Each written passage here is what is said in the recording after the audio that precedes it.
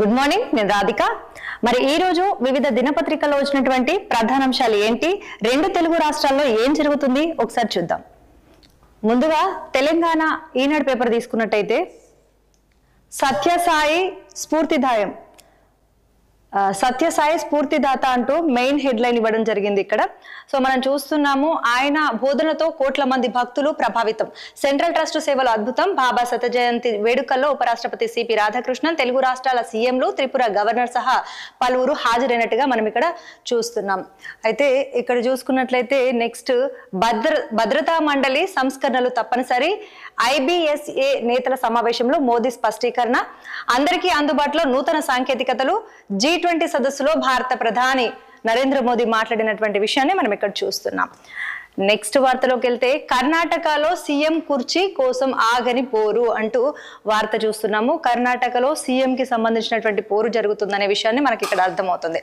Next rabies vaccine నిలువలు లేవు అంటూ వార్తని హైలైట్ చేశారు.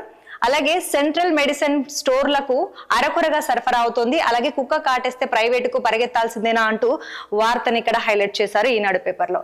అలాగే నెక్స్ట్ వార్త చూసుకున్నట్లయితే జస్టిస్ సూర్యకాంత్ ప్రమాణం చేయనున్నారు. ఈ రోజు 53వ CJIగా జస్టిస్ సూర్యకాంత్ ప్రమాణం చేయనున్నట్టుగా మనం ఇక్కడ చూస్తున్నాము. ఢిల్లీ సుప్రీంకోర్టు 53వ ప్రధాన న్యాయమూర్తి CJIగా సోమవారం జస్టిస్ సూర్యకాంత్ ప్రమాణం చేయనున్నట్టుగా మనం ఈ రోజు చూస్తున్నాము. నెక్స్ట్ వార్తకి వెళ్ళినట్లయితే ప్రభుత్వ వ్యతిరేక తీర్పులే స్వాతంత్రతకు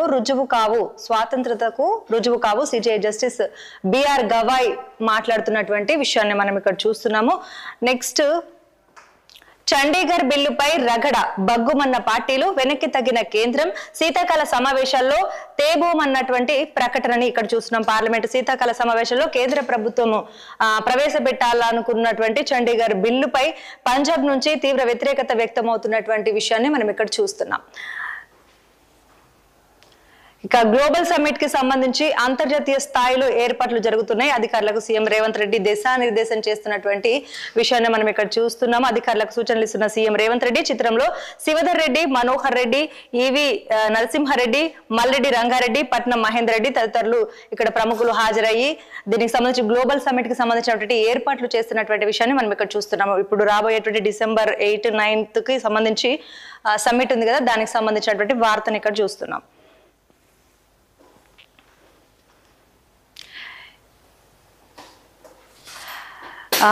ఆ మెయిల్ వస్తే అనుమానించాల్సిందే అంటూ ఇక్కడ మెయిన్ హెడ్లైన్ చూస్తున్నాము.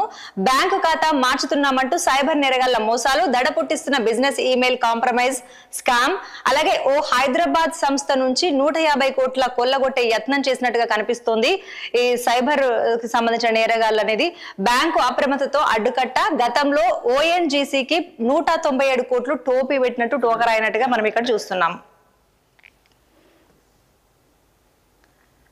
సో ఈ రోజు చూసుకున్నట్లయితే ఈనాడు పేపర్లో వచ్చినటువంటి మెయిన్ హెడ్లైన్స్ చూసాము. ఏపీ ఇంకొకటి ఉంది ఇక్కడ, ఏపీకే ఫైల్స్ అలజడి, ఒకే రోజు 100 వాట్సాప్ గ్రూపులపై దాడి, క్లిక్ చేయగానే సైబర్ నేరగాళ్లు ఆధీనంలోకి ఫోన్లు. ఒక క్లిక్ చేసామంటే సైబర్ నేరగాళ్ల ఆధీనంలోనికి ఫోన్లు వెళ్తున్నటువంటి సందర్భాన్ని ఇక్కడ చూస్తున్నాము. చాలా తస్మాత్ జాగ్రత్త అంటూ ఇక్కడ వార్త హైలైట్ చేయడం జరిగింది. చూసాం కదా ఈ రోజు మరి ఈనాడు పేపర్లో వచ్చినటువంటి మెయిన్ హెడ్లైన్స్ ఇవి అనమాట. సో మరి నెక్స్ట్ మనం ఆంధ్రజ్యోతికి వెళ్దాము. ఆంధ్రజ్యోతిలో ఎలాంటి హెడ్లైన్స్ ఉన్నాయి, ఎలాంటి వార్తలు ఉన్నాయనేది ఒకసారి చూద్దాం. సాయి మార్గాన నడుద్దామంటూ ఇది ఆల్రెడీ మనము ఈనాడు పేపర్లో చూసాము. సో దీనికి సంబంధించి ఇప్పుడే వార్త చూసాం, మనం చదువుకున్నాం. నెక్స్ట్ ఇదే వార్తకు వస్తే సర్వం సాయి స్మరణ, సత్యసాయి నామంతో పులకించిన పుట్టపర్తి, కన్నుల పండుగ శత జయంతి వేడుకలు, స్వర్ణరథంపై బాబా చిత్రపటం ఊరేగింపు, అలరించిన సంగీత నృత్య కళా ప్రదర్శనలు, తరలివచ్చిన లక్షలాది దేశ విదేశీ భక్తులు, అలాగే ప్రభుత్వము సెంట్రల్ ట్రస్ట్ ఆధ్వర్యంలో దిగ్విజయంగా జరిగిన వేడుకలు, ఉపరాష్ట్రపతి చంద్రబాబు, రేవంత్ హాజరు, అలాగే ఇంద్రసేనారెడ్డి, పలువురు CJలు, మంత్రులు వీళ్ళందరూ కూడా ప్రముఖులు హాజరైనట్టుగా మనం చూస్తున్నాము సత్యసాయికి సంబంధించినటువంటిది. నెక్స్ట్ చూసుకున్నట్లయితే షెడ్యూల్ ప్రకారమే స్థానికము అంటూ ఒక హెడ్లైన్ అనేది ఇక్కడ ఇవ్వడం జరిగింది. వచ్చే సెప్టెంబర్, అక్టోబర్లో ఎంపీటీసీ, జెడ్పీటీసీ ఎన్నికలు, పంచాయతీలకు మాత్రం 10th పరీక్షల తర్వాత అంటే 10th పరీక్షల తర్వాత ఇవి జరగనున్నట్టుగా తెలుస్తోంది. ఈ ప్రక్రియలో బీసీ రిజర్వేషన్లే కీలకము, 34% పెంచుతామని కూటమి హామీ ఇచ్చినట్టుగా తెలుస్తుంది. అలాగే అయితే 50% మించరాదని తేల్చి చెప్పినటువంటి సుప్రీంకోర్టు 50% మించకూడదనేది ఆ విషయాన్ని ఇక్కడ చెప్పడం జరిగింది. ఇక ట్రిపుల్ టెస్ట్ పాటించాల్సిందేనని స్పష్టీకరించారు.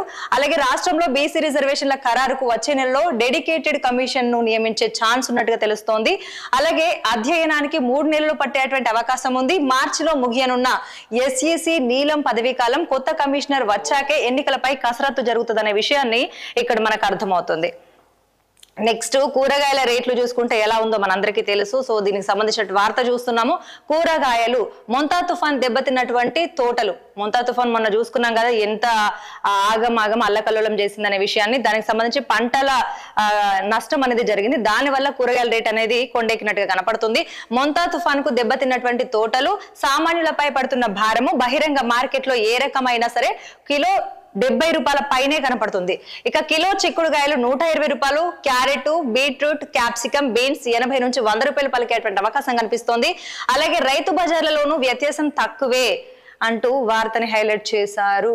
ఇక్కడ చూస్తే మొంతా తుఫాన్ తో ఇటీవల పెద్ద ఎత్తున పంటలు దెబ్బతిని రైతులు నష్టపోగా ఇప్పుడు ఆ ప్రభావం సామాన్యులపై పడింది. సామాన్యుల నడ్డి విరిగేటువంటి అవకాశాలు కనపడుతున్నాయి. అలాంటి ఇది కనపడుతుంది కాబట్టి తుఫాన్లు, గాలులు, భారీ వర్షాలకు కూరగాయలు, తోటలు దెబ్బతినడంతో దిగుబడి తగ్గింది. సో దీనికి సంబంధించినటువంటి వార్తని మనం చూస్తున్నాం. నెక్స్ట్ మీ కష్టం నాకు తెలుసు అంటూ ప్రధాన హెడ్లైన్ చూస్తున్నాం. ఇక్కడ మనము నేను రైతు బిడ్డనే మీకు అండగా ఉంటా అన్నదాతలకు చంద్రబాబు లేఖ. చంద్రబాబు చేస్తున్నటువంటి వ్యాఖ్యలు మనం ఇక్కడ చూస్తున్నాము. నేటి నుంచి రైతన్న మీకోసం, లాభసాటి సాగుకు పంచసూత్రాలపై అవగాహన, అన్నదాతల ఇళ్లకు తరలి రానున్న ప్రజాప్రతినిధులు, అధికారులు, ఆర్థిక సౌధానికి మూల స్తంభం వ్యవసాయమే, పంటల మార్పిడి పాటించాలి అంటూ చంద్రబాబు చేస్తున్నటువంటి వ్యాఖ్యలు చూస్తున్నాం. చిరుధాన్యాల సాగు మరింత పెరగాలి, ప్రకృతి వ్యవసాయం అవలంబించాలి, ఫుడ్ ప్రాసెసింగ్ తో పంటలకు మరింత విలువ తీసుకురావాలి.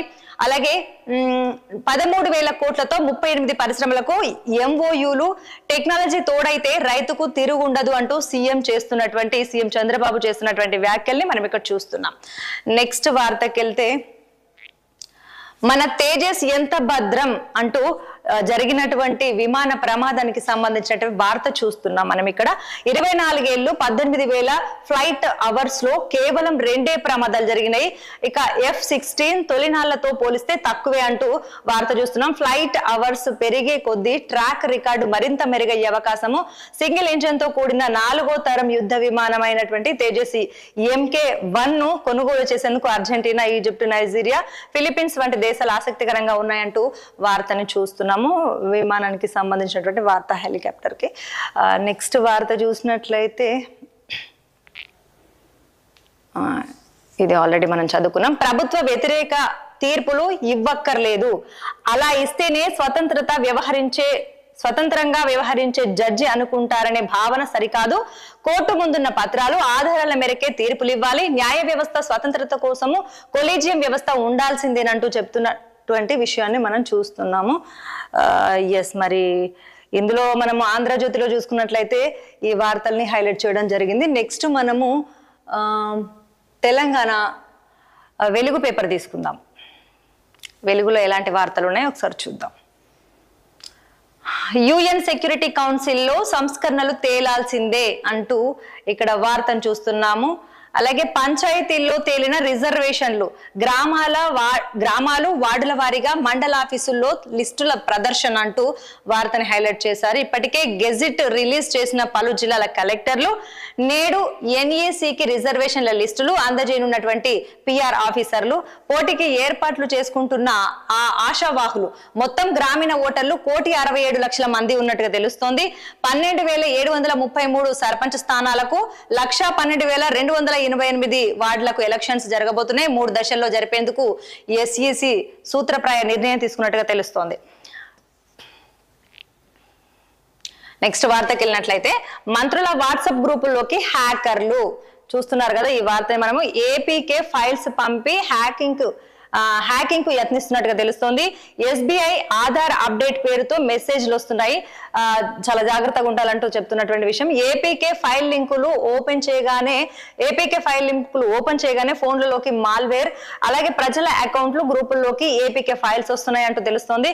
హ్యాక్ అయితే ఫోన్ ఓవర్ హీట్ అవుతుంది, బ్యాటరీ ఛార్జ్ వేగంగా ఖాళీ అయిపోతుంది, అలాగే వాట్సాప్ లో 2 స్టెప్ వెరిఫికేషన్ ఆన్ చేసుకుంటే బెటర్ అని చెప్పి అర్థమవుతుంది. ఫోన్ లో కాల్ ఫార్వర్డింగ్ ను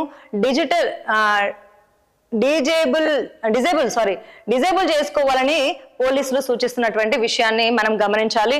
ఇది ఈ మధ్యన ఇలాంటి హ్యాకింగ్స్ అనేవి చాలా కామన్ అయిపోతున్నాయి, విపరీతంగా అయిపోతున్నాయి, కాబట్టి చాలా జాగ్రత్తగా ఉండాలి. అలాగే మంత్రులకు సంబంధించి వాళ్ళని కూడా తప్పించుకున్నటువంటి పరిస్థితి కనపడుతుంది హ్యాకర్ల నుంచి. నెక్స్ట్ వార్త చూస్తే డీసీసీ చీఫ్ పోస్టుల్లో బీసీలకు 16, ఓసీలకు 6, ఎస్టీలకు 6, ఎస్సీలకు 5, మైనార్టీలకు 3, పార్టీ జిల్లా అధ్యక్షుల నియామకాల్లో కాంగ్రెస్ సామాజిక న్యాయం జరగాలంటూ, అలాగే బడుగు బలహీన వర్గాలకు ప్రాధాన్యత. ఇక ఈసారి వెలమలకు దక్కని ప్రాతినిధ్యం అంటూ చూస్తున్నాం. ఆ వర్గంలో అసంతృప్తి ఉన్నట్టుగా తెలుస్తోంది. ఇక్కడ చూసుకుంటే మనకు కూరగాయలకు సంబంధించి ఎంత పిరమైన అనే విషయాన్ని మనం ఇక్కడ చూస్తున్నాం. ఇప్పుడే మనం వార్త చదువుకున్నాము. మొంతా తుఫాన్కు సంబంధించి ఇంత నష్టం జరగబోతుంది కాబట్టి ఆ వార్తను అక్కడ చూస్తున్నాం. నెక్స్ట్ సత్యసాయి సేవలు గొప్పవి అంటూ సత్యసాయికి సంబంధించినటువంటి వార్తలు. ఎంతో మంది ప్రముఖులు హాజరయ్యారు. సత్యసాయికి సంబంధించినటువంటి శత జయంతి ఉత్సవాలు జరుగుతున్నాయి. ఇవన్నీ కూడా ప్రముఖులు హాజరై దేశ విదేశాల నుంచి సత్యసాయి శత జయంతి వేడుకలు అనేవి జరుగుతున్నాయి. ఆ వార్తను ఇంతకు ముందే మనం చూసాం. నెక్స్ట్ 22 ఇండస్ట్రియల్ ఏరియాల్లో 9,000 ఎకరాల కన్వర్షన్. హైదరాబాద్ సిటీ లోపలి పరిశ్రమలు ఓఆర్ఆర్ అవతలికి తరలింపు. ఆ భూములు రెసిడెన్షియల్, విద్యా సంస్థలు, వాణిజ్య అవసరాలకు వాడుకునేలా అవకాశం ఉన్నట్టుగా తెలుస్తోంది. ఇక హెచ్ఐఎల్టీ పాలసీని విడుదల చేసిన ప్రభుత్వం కేటగిరీల వారీగా 30% నుంచి 50% ఇంపాక్ట్ ఫీజు ఖరారైనట్టుగా తెలుస్తోంది. అలాగే అప్లికేషన్ పెట్టుకున్న 2 వారాల్లో అనుమతులు వస్తాయంటున్నారు.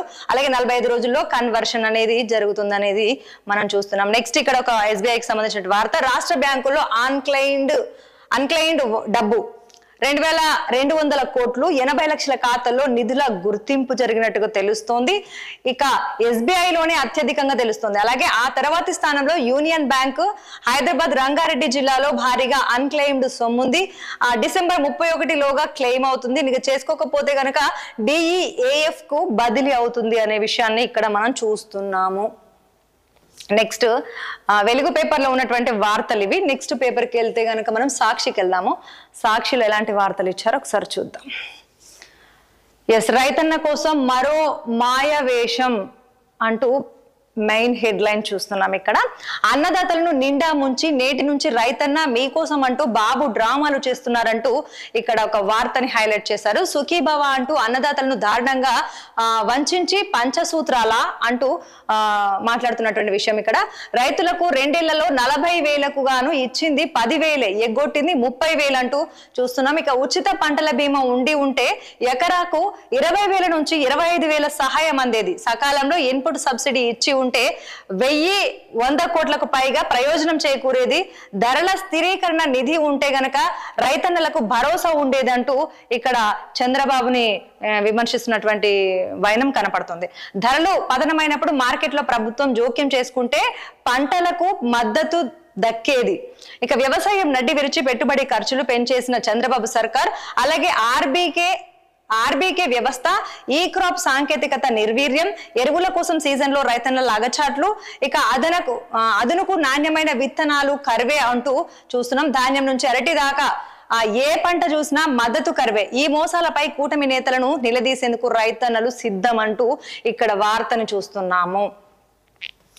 చంద్రబాబు సర్కార్ని విమర్శిస్తున్నటువంటి వార్త చూసాం అక్కడ. నెక్స్ట్ ఈ వార్తను చూసుకున్నట్లయితే ఈ 18 నెలల కాలంలో రైతుల కోసం నిలిచిందెక్కడ అంటూ వార్త హైలైట్ అయింది. చంద్రబాబుపై వైఎస్ఆర్సీపీ అధ్యక్షుడు వైఎస్ జగన్ ధ్వజం ఎత్తినట్టుగా తెలుస్తోంది. పంటల ధరలు అత్యంత దారుణంగా పతనమైన మీరు రైతుల వైపు కన్నెత్తి చూడటం లేదు. ఈ ప్రభుత్వం నుంచి ఎలాంటి ఆసరా లేక పంటలను ట్రాక్టర్లతో దున్నివేసే దుస్థితి తీసుకొచ్చిండ్రని చెప్పేసి వైఎస్ జగన్మోహన్ రెడ్డి చంద్రబాబు సర్కార్ని వ్యతిరేకిస్తున్నటువంటి వైనాన్ని మనం ఇక్కడ చూస్తున్నాము. నెక్స్ట్ ఇంకో వార్తకి వెళ్ళినట్లయితే సత్యసాయి సమాజాన్ని మానవత్వం వైపు నడిపించారు అంటూ ఉపరాష్ట్రపతి సిబి రాధాకృష్ణన్ చేసినటువంటి వ్యాఖ్యలు చూస్తున్నాము. నెక్స్ట్ ఇవన్నీ కూడా మనం చూస్తున్నాము.